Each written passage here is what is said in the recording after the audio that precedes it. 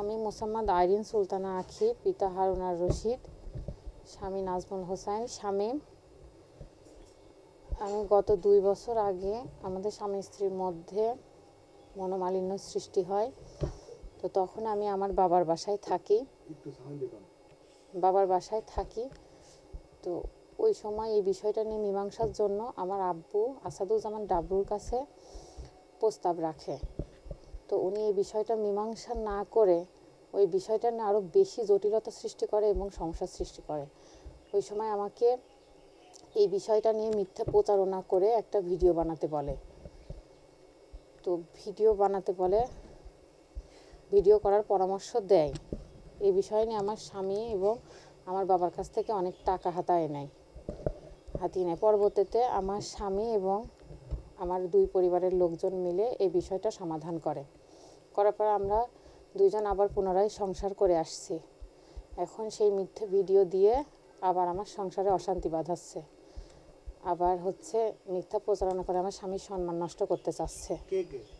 Asaduzzaman W আমার ID আমার কাছে পারমিশন না নিয়ে তার আইডিতে পোস্ট করছে।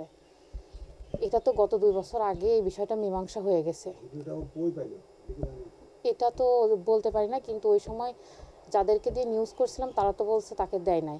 এখন উনি ওইটা আমার পার্সোনাল একটা বিষয়, সেইটা নিয়ে আমি যে ভিডিওটা বানাইছি সেটা তার আইডিতে কেন পোস্ট করতেছে। এখন এটা নিয়ে তো আমার সাংসারিক জীবনে অনেক সমস্যা দেখা দিছে।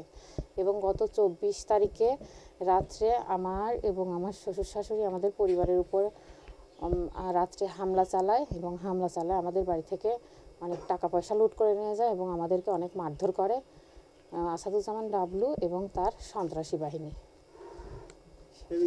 এই বিষয়টা নিয়ে কি চাচ্ছেন আপনি? আমি চাচ্ছি যে এই বিষয়ে পদক্ষেপ নিতে, যা যা শাস্তি হয় সেই শাস্তিরা, যেহেতু আমার 2 বছর আগে যে বিষয়টা মীমাংসা হয়ে গেছে, এই বিষয়টার জন্য এখন আমার সংসারে অশান্তি হচ্ছে। কারণ আমার পার্সোনাল যে ভিডিও, সেই ভিডিও কেন সে তার নিজের আইডিতে পোস্ট করবে। এখন শুধু সে নিজে পোস্ট করতেছে না, এবং আশেপাশে তার যা আত্মীয় স্বজন আছে তাদের আইডিতে পোস্ট করায় আমার জীবনে আবার নতুন করে একটা ঝামেলা সৃষ্টি করছে। এই নিয়ে আমি অনেক হ্যারাসমেন্টের শিকার হচ্ছি এবং আমার স্বামীর সাথে এই নিয়ে আমার অনেক সমস্যাও তৈরি হচ্ছে। এই জন্য আমি চাচ্ছি তার দৃষ্টান্তমূলক শাস্তি হোক। এই ডাবলুর সঙ্গে কি আপনাদের কোনো শত্রুতা আছে?